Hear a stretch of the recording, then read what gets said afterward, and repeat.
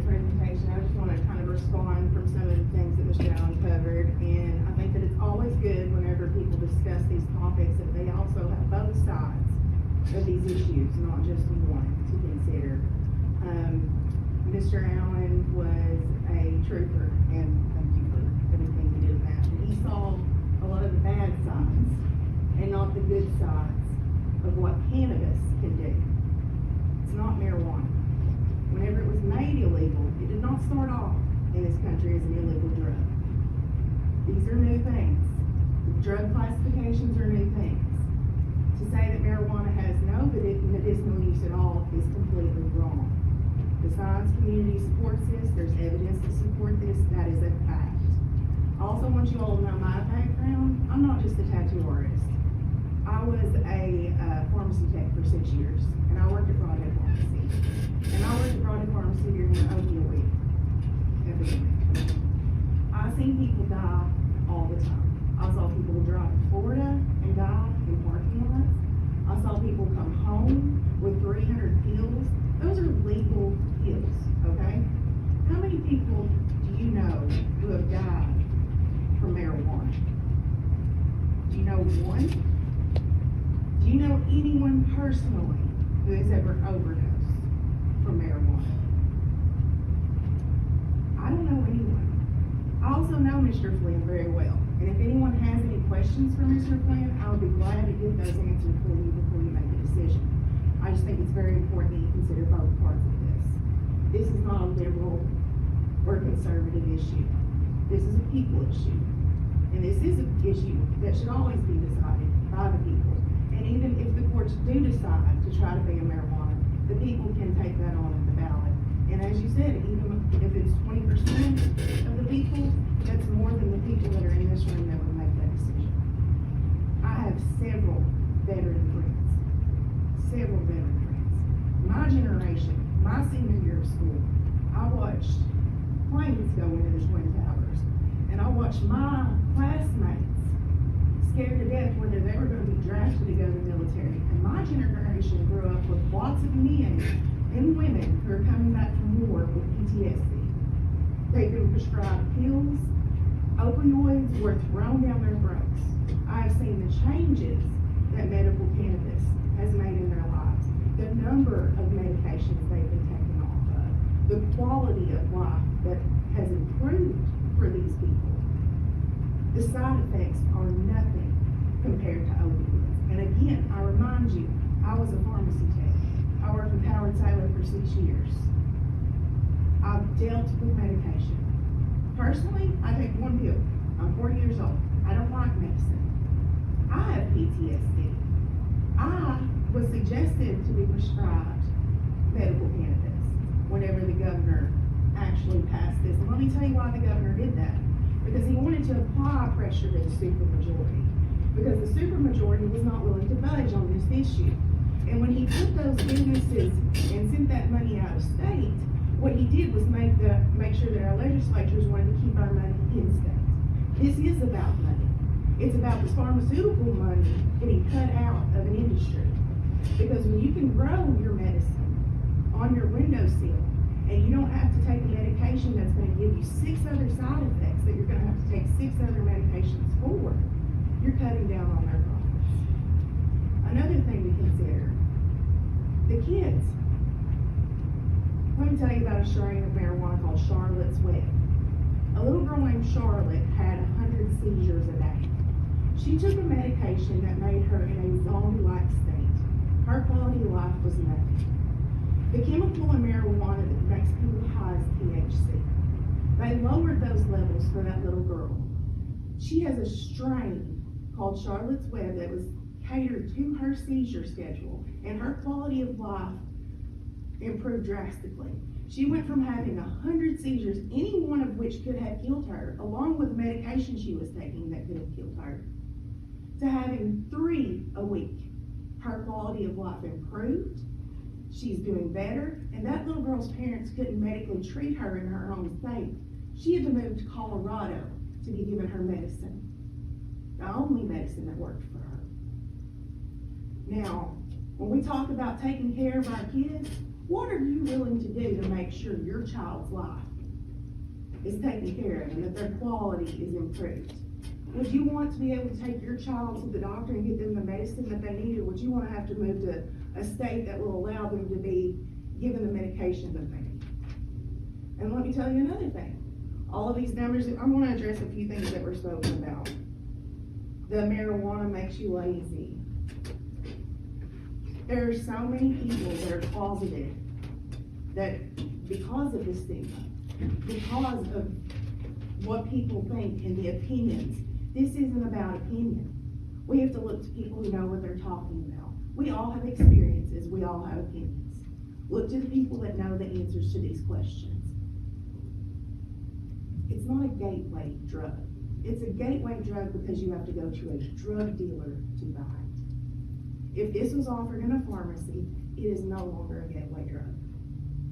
Whenever you talk about the science with medicinal use or the negative effects of a growing brain, what about that little girl's brain? What about anyone else's brain? There's also negative effects for all medications that you take. There's negative effects for caffeine. There's negative effects for sugar. Do we want to just start picking and choosing what we allow adults to use as their medicine? Do we want to send this industry to other places? Do we want Madison County to get all the money before we do? Do we want to wait to provide the jobs in our county? And you know why hemp didn't work out? Because they flooded the market. Our governor's regulating. He's making sure that we have the steps. He's watched everyone else. We're not the first to do this. We don't want to be the last either. If you're the last, you lose all the money. Our young people were speaking about the poverty here and the lack of jobs. Why would we keep any jobs from coming here? Why do we continue in this mindset of this is an evil, terrible thing when it has benefited and helped so many people? Has anyone in this room talked to those people? Are those people afraid to talk to you because of the opinions you voiced about cannabis? And I want to express the importance of referring to it as cannabis. That is its name. It is not marijuana. In my household, we've always discussed this. My son is 14. We've had discussions. It's not okay to use marijuana. It's not okay to drink. It's not okay to do any of these things when you're underage. Our brain doesn't stop developing until we're 25 to 27 years old. So it can alter all of that. It's not making people not work. It's not making people violent. So linking marijuana, are we going to take that suicide note and trust the man's word who is suicidal, who obviously has mental health issues? Is he the person we listen to when they're saying, oh, marijuana is the thing that sent me over the edge, that killed me? Or are you going to listen to doctors when they tell you this has helped countless people? It's always been marijuana until you fellas wanted to. No, it was cannabis until the FDA made it illegal. Marijuana. No, sir. You can look that up. And when they first called it cannabis, is when they was wanting to build the farmers up and make them grow. That's actually the scientific term is cannabis. The scientific term is cannabis. It was linked to Mexican immigrants from the word marijuana. That is a fact, and that can be researched. You all have Google, you can look that up. This is key in treating mental illness. This is key. And one of the reasons why mental illness is such a struggle is also because of the stigma involved with people coming out about their mental illness, being called crazy, or being judged for how they choose to treat their symptoms with their doctor. That's a problem. How is it my business to tell Lee Earl what kind of medicine he needs to take that his doctor thinks is best for his conditions that will minimize side effects? Who am I? That's government overreach, correct? Why are we telling everyone what to do when we have no business doing that? Another thing I wanted to bring up is He talks about smoking is bad. Absolutely. Smoking's bad in any form. Inhaling smoke into your lungs is a terrible thing to do. It's not good for anyone's health. But I also watched my best friend's mother die from lung cancer. And the only thing that gave her any relief while she was dying was edible marijuana, which she had to go out of state to get. So my friend watched her mother die, and her doctor could not give her the medicine that she needed to help her life, her quality of life at the end of her life. So I want you all to really look into these things. You don't have to take my word for it. I'm just asking that you look to people who know. And again, I know Mr. Flynn personally. I have his phone number. If you have a question, I will call him and I will get that answer. I'm not gonna act like I know everything about this. But I do know that this is not a dangerous drug, that no one's coming after our children, and that if we exclude this from our county, we're gonna get left behind in this, just like we have a whole lot of other things here. And I want better for here. And I want people who need their medicine to be able to get their medicine. And that's all I have to say. Thank you. Thank you all for your time. I appreciate it. I just want to try to educate us in the most that's out there. I've watched Mr. Flynn's presentation 3 or 4 times, and I still have questions, but I'll take them straight to them to get the answers, just because I'll go through CACO and others just to get some kind of answers. Well, you'd asked me to look into it, so I've got a lot of the stuff already, got that question about it. But I appreciate y'all coming up here and addressing that. What have you got?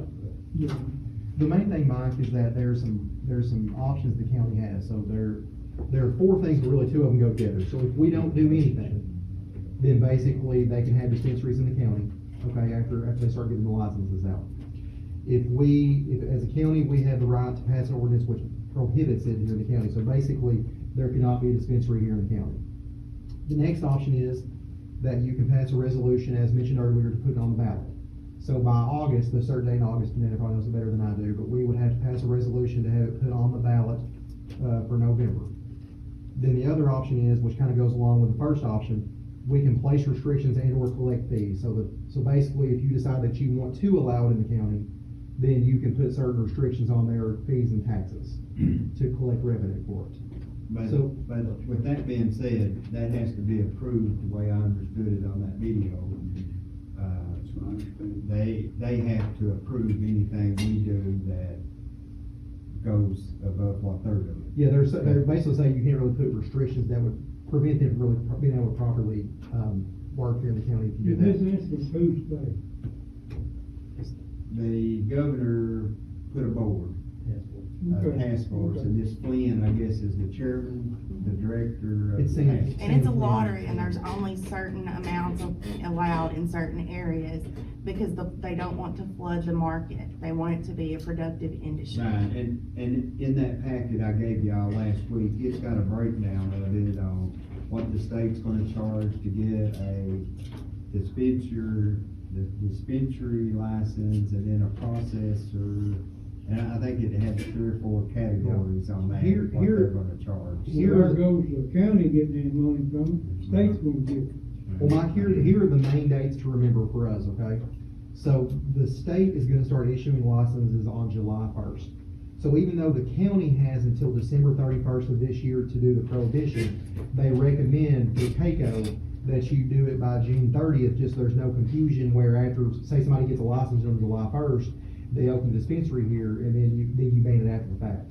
They do say that if you ban anything after December 31st, so say you all take several months to make a decision on it, if there's already one operating here and you ban it, that only applies to future dispensaries. The ones that are already here get to stay, according to what CACO has put in this information that I've been reading. Right, and that packet was what we always gave the other day when we had that meeting, so every bit of that information is just, in the packet. And counties and cities both can make these decisions, so, Mount Vernon itself can make its own decision as well, according to the way I read it. They can also vote to add an additional tax just for the city and county. After they, it's After gotta it's go passed, through them yeah. to meet their, they have to dictate what a city or county Yes. can increase. And if anybody wants me to, I can try to print off some of those dates, just so you all have them available to you. My interpretation is a little different than hers. In Kentucky, we don't tax medicine. So there'll be no medical tax on marijuana. About the only thing you can collect from these folks is rent money of some type. And like I said, Mr. Flynn's gonna make sure that these businesses are sustainable. So they're gonna be with oversight to make sure that you don't charge too much. And that's what they And made that's that what they clear. come out and say. They're gonna protect these folks. They've gotta be regulated, Well, of and course. kind of the way I read it, most likely, was that there probably would allow counties or cities to collect like license fees, most Yeah, likely. it's gonna be rent money, license fees, administrative taxes, but as far as taxing the sale, unless there's some major legislative changes, we don't tax medication, so that, as far as the sale, there won't be any of that, so. I want to say one thing. I've been up here 6.5 years, and it's probably one of the hardest decisions I went back and forth. Mr. Al, I got all kinds of respect for you, but you know what, I think you're a fine person. You too, man. It's one of the hardest things. I don't know what way to go with it. I don't want to take something away from somebody and help them with pain, you know, and stuff like that. You know, there's all kinds of side effects on everything we do, you know, like these antidepressants, you know, will mess with your mind and stuff like that. But I don't want nobody to get hooked on this stuff either. You understand what I'm trying to say? It's a hard decision to make. And another thing, it's hard for me to believe 5 masters can sit up here and make the decision for Rockcastle County too. You know, I've talked to several people out here in the county. And you'd be surprised when you found who's all for it too. I know. Yeah. You know. I'm not popular, remember I said. No, I'm not saying that. No, you're very popular, fellow. No, don't take it the wrong way. You're an outstanding fellow, but I'm not saying that. It's just hard. One of the hardest decisions I believe I've ever faced since I've been a master here in this county. You know, I come up here, I try to make the best decisions for this county. It's hard for me to really, I don't know what to do on it, you know. Well, if I could offer one analogy. I live out on the west end of the county, 461, 150, that traffic light aggravates me to death. People that go to Somerset get all the time in the world, meanwhile those that's coming from Broadhead go to Mount Vernon have to sit. And occasionally, I've been known to run that light. Early in the morning, I am admitting I'm an old cop. No traffic around, I look, and Jeremy don't get no summons on me. But occasionally, to your point, and I appreciate your integrity and honesty about this. Occasionally I run that light because I've made the decision and I know what's best for me. I'm in a hurry and I need to get through this light. There ain't nobody around, no danger. I go through. But under no pretense would I say it's okay to legalize running traffic lights. The people that are in sickness, and she's referenced, they now have the opportunity, thanks to the governor and the legislature. They just maybe have to drive up the road or down the road. I just don't want them driving right here in my county. I go to Bengals games and I walk across the river to Ohio and that smell just hits me because it's legal in Ohio now. You all been to any inner cities lately? Bigger cities, it's all legal. And that smell of marijuana just attracts you because it's so heavily used. And my point, and I've left this out, and I apologize again for getting started, but when you allow it, when you legalize it, when you call it medicine, you enhance the accessibility. More people are going to use it because of that reason. And that's why I'm just hesitant to open up the toothpaste tube, because once you let the toothpaste out, you ain't putting it back in. Well, I'd like to say this Go to too. Michigan, get both loads of it and bring it back. Well, to marijuana is Kentucky. accessible now. It's everywhere now. If you've been to a concert at Rupp Arena, you will smell marijuana. Which is exactly why we shouldn't have to Making it legalize illegal because they is already not have access making to it go away. The only way to control it is to regulate it and make sure that you have requirements, that you control it. That is the only way you regulate it. Do you want it just to be in the hands of the cartel and people moving stuff across state lines? You're not gonna prevent someone from going to Ohio to get their marijuana and bring it back to Kentucky. How much money is wasted in our law enforcement doing that job when it can be moved into the medical field where it belongs? It's not a crime, it's a medicine. Well, I mean, again, Jeremy, you can address this probably a lot more than I can. It looks like also in these bills and stuff that's got passed that they've legalized marijuana up to, you can grow 5 plants? Is I haven't that- looked that far into this. For your medicinal use, you have to have a prescription and it has to be. This here ain't talking about that, I mean, and Jeremy, if you don't mind, you can research in there because. I'm pretty it looks certain like that's they're what it gonna is. make exempt the, drugs paraphernalia. That's so you can grow your own medicine, so you don't have to go to a pharmacy and buy medicine. That's another reason why the pharmaceutical companies are fighting this product so hard. Well, I mean. You're taking away their money. With drug paraphernalia, is that illegal? It's illegal. I mean, that's one of the most common charges we have. So, I mean, you know, Well, drug paraphernalia can be anything. and I understand that. You know, like you can say tobacco use, it could be for, like, that's But anything. I was just saying that, just to say that stuff like that is, you know, this ain't a little. Oh, no, not at all. And no one's gonna know all the answers to those questions. That's why there's a board. To make a decision. And Yes. And that's the reason I want people to come here Yes. and talk before we do a vote. I just don't understand why it would be a better decision for just the people in this room to make that decision rather than the people of our county. I was elected to be magistrate to represent the 5th district. They But not every one of those people elected They you. chose me to vote for them sitting on this court. And even some of And those that's people the that reason I'm gonna elected you vote might not against agree with that too. So wouldn't it be better for the people to decide that I rather believe than, the majority just of the people in the fifth room? district It looks would be like the against state it. is So I'm gonna gonna be give us against it. permission to make the call. absolutely, They and give us then, 4 different directions that we can. absolutely, and if you all decide that and your constituents don't agree with your decision, they can vote you out. We can also have a petition and get it on the ballot ourselves. That's exactly right. So there is accountability in government, and don't think that people can just make decisions and that's not gonna, I totally understand, so we've got a long agenda, and ma'am, you have a question, you just want to raise your hand? Yeah, hi, Judge. I was saying, Miss Charlie's been home sick with her 2 daughters, so I just drove on in here to try to finish up what we started at the last meeting in regards to the Livingston, school.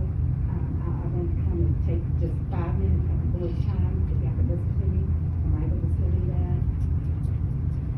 Yeah. Go ahead, I mean, this is just something we had met, I met y'all down there, y'all was gonna get back with me I on whether found you out was through even grapevine, interested Judge, in they it didn't or do not. that. Excuse me? I found out through grapevine that there was some. Could you move on up here? I can't hardly hear you. Okay, I found out, see, I'm usually the last one, there's some things that didn't get done according to plan, and then I see why that file dropped, where you didn't know what was going on with the building and so forth, and so I'm going to just bring everything up to speed. Okay, so due to the fire marshal's report that we received from, I think,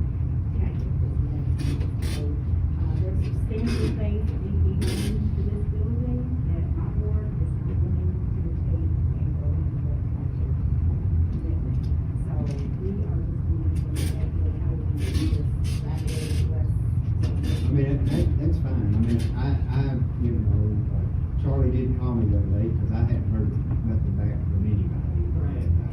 And, you know, the fire marshal just told us basically, you know, that we had to get a certificate of occupancy on the ground to begin with. So, I mean, and that's fine, I mean, if you all, are wanting to back on, and I mean, that's fine, I mean, I was just, like I said, she called me, she said she'd been sick, she just hadn't been able to call back up. That's no problem, that's fine. I appreciate it, thank you. All right, thank you. All right. Okay, sorry, I'm gonna switch the agenda around just a little bit. If you don't mind, that gentleman's back here over that generator being over this.